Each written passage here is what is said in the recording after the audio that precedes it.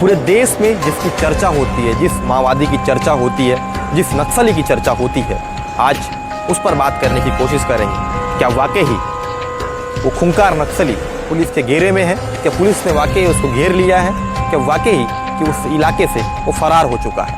इस पर बातचीत करने की कोशिश करते हैं। नमस्कार, आप विहान बस्तर देखना शुरू कर चुके हैं। विहान बस्तर में मैं भरत विहान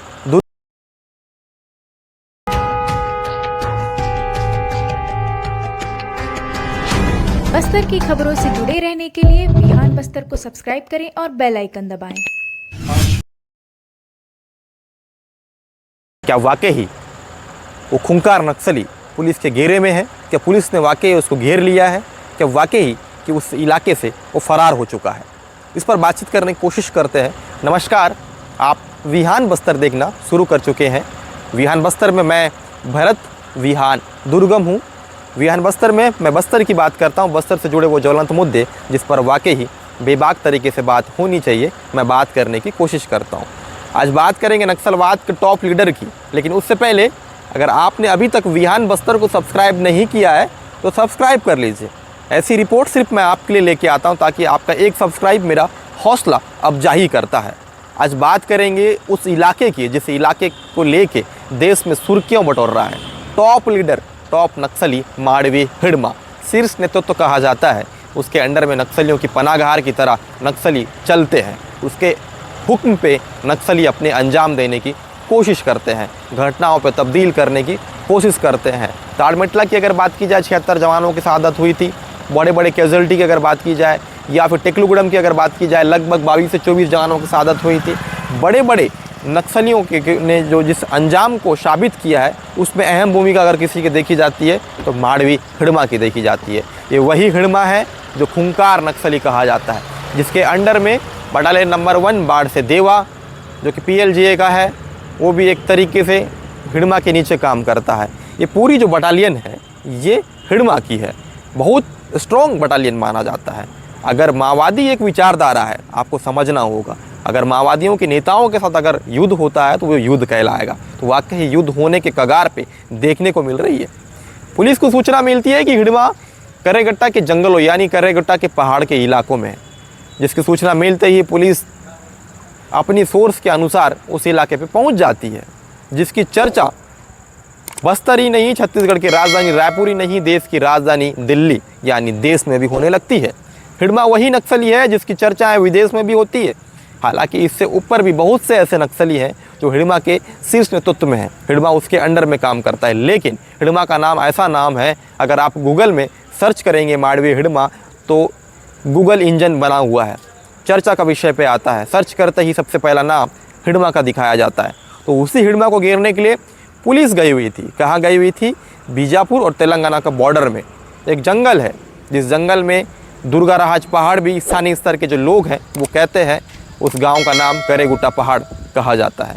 करेगुट्टा पहाड़ में टॉप लीडर्स यानी नक्सलियों का चीफ माड़वी हिड़मा है और उसी के साथ बहुत से नक्सलियों की वहाँ पे मौजूदगी है। इसके सूचना पे ऑपरेशन चलाई जा रही है। आज 8वां दिन है। सफलता समझ से परे है कि आखिरकार कितने माओवादियों को पुलिस के जवानों ने ढेर किया है। वहीं पुलिस के उच्च अधिकारी इस पूरे विषयों को लेकर कुछ नहीं कह रहे हैं। बस ये बताया जा रहा है कि वहाँ पे सर्च ऑपरेशन है, एंटी नक्सल ऑपरेशन चलाया जा रहा है। ये बताया जा रहा है कि वहाँ पे ऑपरेशन चल रही है, गोलीबारी हो रही है। हमने ग्राउंड रिपोर्टिंग करने की कोशिश की, जहाँ मैंने ग्राउंड रिपोर्टिंग करने की कोशिश की, हालांकि सुरक्षा दृष्टिकोण से हमको वहाँ से मना कर दिया गया कि आप आगे नहीं जा सकते, इसलिए हम वहाँ से बैरक लौट गए। लेकिन जहाँ मेरी मौजूदगी थी वहाँ पे गोलियों की आवाज़, उस जहाँ पे मुठभेड़ चल रहा है उसकी आवाज़, गोली बमबारी की आवाज़, MI-17 वायुसेना जो है चॉपर से दिखाया जा रहा था। चॉपर जा रही है, चॉपर आ रही है, बमबारी हो रही है, गोलीबारी हो रही है, ज़बरदस्त मुठभेड़ वहाँ देखने को मिल रहा है। और गोली की जो तड़तड़ाहट है उसकी आवाज़ इर्द गिर्द के जो गाँव हैं वहाँ तक पहुँच रही है। लेकिन मुठभेड़ चल रही है, 5वां दिन हो गया, 6वां दिन हो गया, 7वां दिन हो गया, आज 8वां दिन है।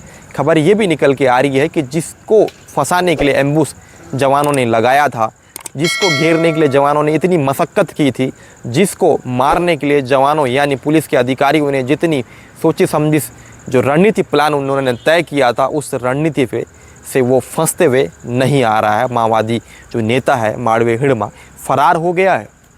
ये खबर है कि हिडमा उस चंगुल से निकल चुका है। जब एम्बुश लगाया गया था उसके एक दिन के बाद ही वहाँ से माड़वे हिडमा और हिडमा की जो फ़ौज है बटालियन नंबर जो मजबूत माना जाती है बटालियन नंबर 1 यानी PLGA कि जो कमांड जो करते हैं, जो शीर्ष नेतृत्व में माना जाता है, जो हिडमा का टीम मानी जाती है, वो टीम वहाँ से निकल चुकी है। तो जिसके लिए जितनी जद्दोजहद करनी पड़ी थी, आखिरकार माओवादी जो उर्फ है, जो माड़वी हिडमा है, जिसके लिए एम्बुश लगाने की कोशिश की गई थी, वो वहाँ से फ़रार हो गया है, जवानों के कब्जे से फ़रार हो गया है। जवान जो एम्बुश लगाया था उस पर वो फंस नहीं पाया है। चोटिल पहाड़ियों को टारगेट किया गया था कि पहाड़ के उछले स्तर पे माओवादियों की मौजूदगी है, लेकिन फायरिंग की जा रही है, आवाज़ें अभी भी आ रही है, गोलीबारी अभी भी चल रही है, जवान अभी भी मुस्तैद है। लेकिन महिला कमांडो की वापसी हो गई है, चौपर से वापसी हो गई है। वहीं आज अगर बात की जाए तो काफ़ी जवानों की जो वापसी उनकी भी हो गई है। वहीं DRG की अगर बात की जाए, DRG के बहुत से ऐसे जवान को हमने जिला मुख्यालय में देखा, उनकी भी वापसी हो गई है। बहुत से ऐसे जवान अभी भी वहीं पे मौजूद हैं, एम्बुश लगा के मौजूद हैं कि आखिर कब तक माओवादी जो मौजूद है, कुछ माओवादियों की मौजूदगी अभी भी उस इलाके पे है, जिसके वजह से पुलिस के जवान अभी भी उस इलाके पे तैनात हैं। लेकिन जिसके लिए इतना बड़ा एम्बुश लगाया गया था, वो माओवादी नेता यानी माड़वी हिडमा पुलिस के चंगुल से फ़रार हो चुका है, पुलिस के गिरफ्त से फ़रार हो चुका है।